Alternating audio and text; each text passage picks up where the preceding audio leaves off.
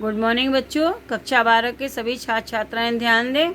मैं आपकी विषय अध्यापिका श्रीमती मंजू गुप्ता आपको आपके हिंदी पुस्तक के काव्यखंड का पहला पाठ पवन दूत का, जो कि अयोध्या सिंह उपाध्याय द्वारा रचित उनके महाकाव्य प्रिय प्रवास से अवतरित है, इसी से लिया गया है।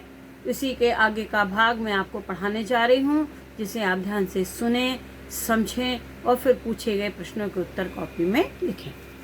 देखें, तेरे में है ना यह गुण जो तू व्यथाएं सुनाए, व्यापारों को प्रखर मति ओ युक्तियों से चलाना, बैठे जो हों निज सदन में मेघ सी कांति वाले, तो चित्रों को इस भवन के ध्यान से देख जाना। राधिका जी पवन से कहती हैं, हे पवन, तेरे में है ना यह गुण जो तू व्यथाएं सुनाए।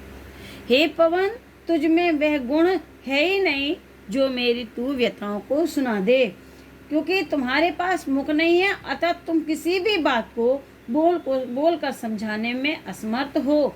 यद्यपि तुम्हारे पास बोलने का गुण नहीं है, फिर भी तुम अपने व्यापारों को प्रखर मति से युक्तियों से चलाना, तो व्यापारों को प्रखर मति और युक्तियों से चलाना, तो भी तू अपने क्रियाकलापों को कुशाग्र बुद्धि द्वारा बात समझाने का प्रयास करना, क्योंकि तुम इस बात में समर्थ हो, सक्षम हो। बैठे हो निज सदन में मेघ सी कांति वाले, मेघ सी कांति वाले, मेघ के समान कांति वाले वर्ण वाले, जो श्री कृष्ण अपने घर में, मेघ के समान कांति वाले कृष्ण अपने घर में बैठे हों। यदि बादलों के समान कांति वाले सुंदर वर्ण वाले मेरे प्रियतम अपने घर में बैठे हों, तो चित्रों को इस भवन के ध्यान से देख जाना। तो उस भवन में आकर के उस भवन में लगे हुए चित्रों को ध्यान से देखकर जाना। और उन चित्रों में क्या देखना, कि जो ये अंडरलाइन है, इसकी व्याख्या आपको करनी है, ध्यान से देखेंगे इसको। जो चित्रों में विरह विधुरा का मिले चित्र कोई, तो जाके सन्निकट उसको भाव से यूं हिलाना, प्यारे होके चकित जिससे चित्र की ओर देखें, आशा है यूं शुरत उनको हो सकेगी हमारी। राधिका जी कहती हैं पवन से, हे पवन, जिस घर में कृष्ण बैठे हो, जब तू उसमें जाएगी, उस भवन के चित्रों को देखेगी, तो यदि उन चित्रों में कोई, जो चित्रों में विरह विधुरा का मिले चित्र कोई, यदि उन चित्रों में कोई विरह से व्याकुल स्त्री का चित्र तुझे दिखाई दे, तो जाके सन्निकट उसको भाव से यूं हिलाना, तो उसी चित्र के पास जाकर के उसको इस भाव से हिलाना और ये बताने, इस प्रकार से हिलाना कि प्यारे होके चकित जिससे चित्र की ओर देखें, जिससे कि प्यारे कृष्ण आश्चर्यचकित होकर उस चित्र की ओर देखने लगे।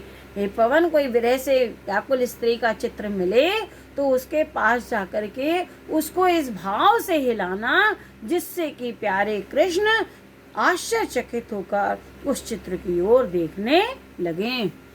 आशा है, राधिका कहती है, मुझे आशा है इस से यो सुरति उनको हो सकेगी हमारी, जिससे कि उनको हमारी याद आ जाएगी, यह मुझे आशा है कि इससे मेरे प्रियतम कृष्ण को मेरी याद आ जाएगी। फिर से देखें कैसे लिखेंगे। उस घर में, उन चित्रों में अगर कोई विरह से व्याकुल दुखी स्त्री का चित्र दिखाई दे, तो उसके पास जाकर के तो उसको इस भाव से हिलाना कि जिससे कि मेरे प्रियतम श्री कृष्ण आश्चर्यचकित होकर उसकी ओर देखने लगे। मुझे पूर्ण आशा ही नहीं बल्कि ये विश्वास है कि उनको उस चित्र की ओर देखकर हमारी याद अवश्य आ जाएगी कि मेरी प्रियतमा राधिका भी इसी तरह से मेरे दुख में दुखी व्याकुल हो रही होगी। आगे देखें। जो कोई भी इस सदन में चित्र उद्यान का, उद्यान माने बगीचा, ओ हो प्राणी विपुल उसमें घूमते बाबले से, तो जाके सन्निकट उसके ओ हिला के उसे भी, तो जाके सन्निकट उसके ओ हिला के उसे भी, देवात्मा को सुरति व्रज के व्याकुलों की करा। राधिका जी कहती हैं जिस घर में वो बैठे हो, यदि उस घर में कोई बागीचे का चित्र हो, उस घर में के चित्रों में यदि तुझे कोई ऐसे बगीचे का चित्र दिखाई दे, ओहो प्राणी विपुल उसमें घूमते बाबले से, जिसमें बहुत से प्राणी पागलों की तरह इधर उधर घूम रहे हों, तो जाके सन्निकट उसके ओ हिलाना उसे भी, तो उस चित्र के पास जाकर भी तो उसको भी इस प्रकार से हिलाना जिससे कि वो उस चित्र की ओर आकृष्ट होकर देखने लगे। देवात्मा को सुरति व्रज के व्याकुलों की कराना। इस प्रकार तुम देवात्मा कृष्ण को विरह से व्याकुल ब्रजवासियों की, ब्रज के प्राणियों की याद कराने में सफल हो जाएगी। जब तू उसके पास जाकर उसको भी हिलाएगी, जिसमें यदि तू उस घर में जाएगी, उसमें कोई बगीचे का चित्र हो और उसमें बहुत से प्राणी पागलों की तरह इधर उधर घूम रहे हों, तो उसके पास जाकर भी उसे भी इस प्रकार से हिलाना कि श्री कृष्ण उसकी ओर देखने लगे, जिससे कि देवात्मा कृष्ण के ब्रज के लोगों की याद कराने में तू पूरी तरह से सफल हो जाएगी। बच्चों आज यहीं तक पढ़ा रहे हैं, इसके बाद कुछ क्वेश्चन है जिसको आपको अपनी कॉपी में करना है।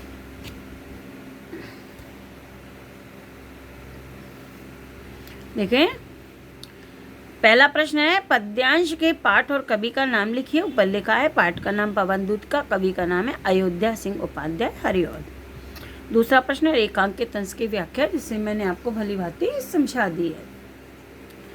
तीसरा प्रश्न है प्रस्तुत पंक्तियों में राधिका की कैसी छवि प्रस्तुत की गई है। उत्तर लिखेंगे प्रस्तुत पंक्तियों में राधिका की सर्वजन हिताय सर्वजन सुखाय, अर्थात सबका हित देखने वाली, सबका कल्याण देखने वाली, सबके सुख देखने वाली छवि प्रस्तुत की गई है। इतना ही से लिख दें कि प्रस्तुत पंक्तियों में राधिका की सर्वजन हिताय सर्वजन सुखाय वाली छवि प्रस्तुत की गई है।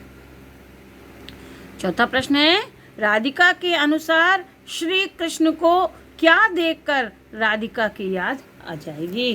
राधिका के अनुसार श्री कृष्ण को पवन दूत का के द्वारा घर में श्री कृष्ण के घर में लगे हुए किसी विरहिणी के चित्र को हिलाने से राधिका की याद आ जाएगी। अंतिम प्रश्न देखिए, राधिका के शब्दों में पवन दूत का श्री कृष्ण को क्या याद कराने में अवश्य सफल हो जाएगी। उत्तर है राधिका के शब्दों में पवन दूत का श्री कृष्ण को उनके विरह में व्याकुल ब्रज के प्राणियों की याद दिलाने में अवश्य सफल हो जाएगी। बच्चों ये पांचों प्रश्न आपको कॉपी में करना है, आगे का भाग में कल पढ़ाऊंगी। आप अपने कार्य को बिल्कुल ठीक प्रकार से अपनी कॉपियों में करते जाएंगे, जिससे आपको कोई दिक्कत नहीं होगी। Thank you. जब विद्यालय खुलेगा तो आपकी सारी जो परेशानी है वो सॉल्व हो जाएगी, और फिर भी किसी कोई दिक्कत हो तो मेरे नंबर पर फ़ोन करके आप पूछ सकते हैं। Thank you.